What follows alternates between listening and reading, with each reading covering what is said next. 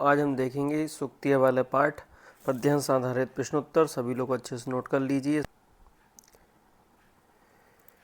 देखिए, इसमें पिता यक्षति पुत्राय वाल्ये विद्याधनं महत्, पिता यस्य किं तपस्ते पे इत्युक्त्वा तत्कृतज्ञता। पहला है पिता पुत्राय किम धनम यक्षति, तो इसका पहले का आंसर है पिता पुत्राय विद्याधनम यक्षति। दूसरा, कहा पुत्राय विद्याधनम यक्षति, तो पिता पुत्राय विद्याधनम यक्षति। पिता पुत्राय कदा, कदा मतलब कब, बाल्ये, तो बाल्य आ जाएगा। पिता से किम तपस्ते पे इति युक्तः कृतज्ञता। तो इस प्रकार से प्रश्न लिखना है। इसमें अगर हम व्याकरण संबंधी प्रश्न देखें तो क्या बन सकता है, जैसे पिता यक्षति में धातु कौन सी है, मूल, यक्षति में मूल धातु है दा, और दा के साथ यक्ष बनता है, चार लकार में यक्षति, यक्षतु, यक्षेत, आयक्षत चलता है और दाश्यति चलता है आपका भविष्य काल में। पुत्राय में चतुर्थी एक वचन है, बाल्य में चतुर्थी एक वचन है बाल्य, विद्याधनम में तृतीय एक वचन, पिताश्च में पिता प्लस अस हो जाएगा। किम तपस्ते पे तपा प्लस ते पे विसर्ग संधि हो जाएगी। इति प्लस उक्ति है यण संधि हो जाएगी। उक्ति प्लस तत्कृतज्ञता में विसर्ग संधि हो जाएगी। तो इस प्रकार से नोट कर लें। दूसरा श्लोक देखते हैं इसी का। अवक्रता यथा चित्ते तथा वाची भवेत् यदि तदेवाहु महात्माना समत्वमिति तथ्यता। अवक्रता यथा कुत्र, तो पहला प्रश्न देखते हैं, अवक्रता तथा यथा चित्ते आ जाएगा उसका उत्तर। दूसरा प्रश्न है यदि कथा तथा कुत्र भवेत्, तो यदि तथा बाची भवेत्। ये प्रश्न भी आपका परीक्षा में बार बार पूछा जाता है, दूसरा वाला। तीसरा देखते हैं इसमें प्रश्न क्या है। तीसरा प्रश्न है तदेव महात्मना तथ्यतः किम आहु, क्या कहा, तो तदेव महात्मना तथ्यतः समत्वमिति। और के तदेव तथ्यथा, तो महात्माना तदेव तथ्यथा समत्वमिति आहु। दोनों प्रकार से प्रश्न आ सकते हैं। अब इसमें व्याकरण संबंधी प्रश्न क्या हो सकता है, जैसे आवक्रता लिखा है तो इसमें समास पूछ सकता है, या वक्रता का पर्यायवाची विलोम शब्द क्या होगा वो पूछ सकता है।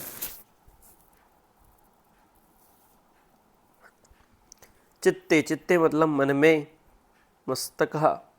महात्मा प्लस आत्मना, महा प्लस आत्मना दीर्घ संधि हो जाएगी। समत्वमिति में समत्वम प्लस इति हो जाएगा व्यंजन संधि।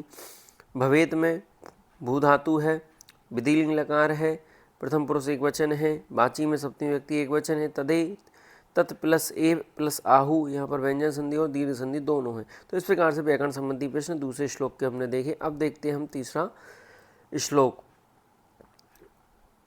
त्यक्त्वा धर्मप्रदां वाचं परुषां योऽभ्युदीरे परित्यज्य फलं पक्वं भुङ्क्ते पक्वं विमूढधि।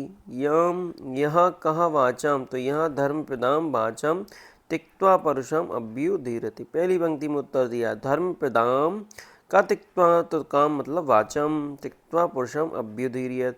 कहाँ पक्वं परिफलज्यं, तो विमूढधि पक्वं फलं परित्यज्य अपक्वं भुङ्क्ते। विमूर्ति कीदृशं फलम परित्यज्य, तो कीदृशम मतलब अपक्वम। तो इस प्रकार से इसके उत्तर लिखना है। तिक्त्वा में हो जाएगा त्यज धातु है इसमें, प्लस कित्वा प्रत्यय हो जाएगा। एक व्याकरण संबंधी क्वेश्चन ये, ठीक है। इसके बाद योऽभ्युदीर्यत, योऽभ्युदीर्यत में यह प्लस अभी प्लस उदीर्यत, यहाँ पर यण संधि हो जाएगी, व्यंजन संधि भी है। परि प्लस त्यज, तो परि उपसर्ग है, प्लस त्यज धातु हो जाएगी, प्लस ल्यप प्रत्यय हो जाएगा। तो इस प्रकार से इनको नोट कर लीजिए। फलम पर्यायवाची फलम, फले फलानी इसके रूप चलते हैं। भुङ्क्ते आपक्व हो जाएगा, यहाँ पर पूर्व रूप स्वर संधि हो जाएगी। चौथे छंद में देखते हैं विद्वांसा एव लोकेस्मिन् चक्षुष्मन्ता प्रकीर्तिता अन्येषां वदने तु ते चक्षुर्नाम्नि मते। पहले व्याकरण संबंधी प्रश्न देख लेते हैं। विद्वांस, विद्वांस के रूप चलते हैं, ए मतलब ही होता है, ये अव्यय है। लोकेस्मिन में यहाँ पर पूर्व रूप संधि हो जाएगी। चक्षु मनता में विसर्ग संधि हो जाएगी। अन्य शाम षष्ठी व्यक्ति का बहुवचन है। वदने सप्तमी व्यक्ति का वचन। ये तू ते च, ये क्या है, सब अव्यय हैं। अब इसके बाद पहला प्रश्न है के अस्मिन लोके चक्षुष्मन्ता प्रकीर्तिता। के अस्मिन लोके, तो विद्वांस एव अस्मिन लोके चक्षुष्मन्ता प्रकीर्तिता। विद्वांस एव अस्मिन लोके कीदृशा प्रकीर्तिता, तो लोके के इस आगे जाएगा चक्षुष्मन्तः। अन्येषां वदने चक्षुर्नाम्नि, तो केशाम की जगह अन्येषाम हो जाएगा। अन्येषां वदने कुत्र, तो वदने मतलब मुख में, वदन मतलब मुख में। तो इस प्रकार से चौथा हमने देखा। अब इसका पांचवा देखते हैं। आचार प्रथमो, ये प्रश्न भी, ये श्लोक भी बहुत बार पूछा गया है। आचार प्रथमो धर्म इत्येतद् विदुषां वचा तस्मात् रक्षेत् सदाचारं प्राणेभ्योऽपि विशेष। ये सारे छंद कौन से? अनुष्टुप छंद है। कहाँ प्रथमो धर्म? तो आचार प्रथमो धर्म। आचार प्रथमो धर्म इत्येतत् केषां वाचा? तो विदुषां अर्थात विद्वानों का मत है, वचन है। तस्मात् किम रक्षेत्? तस्मात् सदाचारम, हमेशा सदाचार की रक्षा करनी चाहिए। सदाचारम केभ्यः विशेषतः सदाचारम प्राणाभ्योऽपि विशेषतः रक्षेत्। तो इस प्रकार से ये पांचवा गद्यांश हुआ। इसका व्याकरण संबंधी प्रश्न क्या हो सकता है?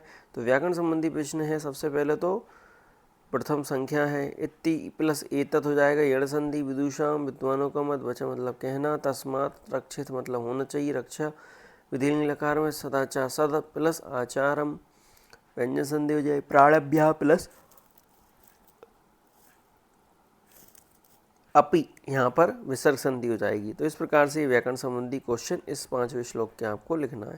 तो ये पार्ट 8 में से 5 श्लोकों को हमने देखा। सभी लोग वीडियो को शेयर कर दीजिए, लाइक कर दीजिए, और जिन्होंने चैनल को सब्सक्राइब नहीं किया है वो कर लीजिए, और 10वीं के विद्यार्थियों तक ये वीडियो जल्दी से पहुंचा दीजिए। नमो नमः, धन्यवाद।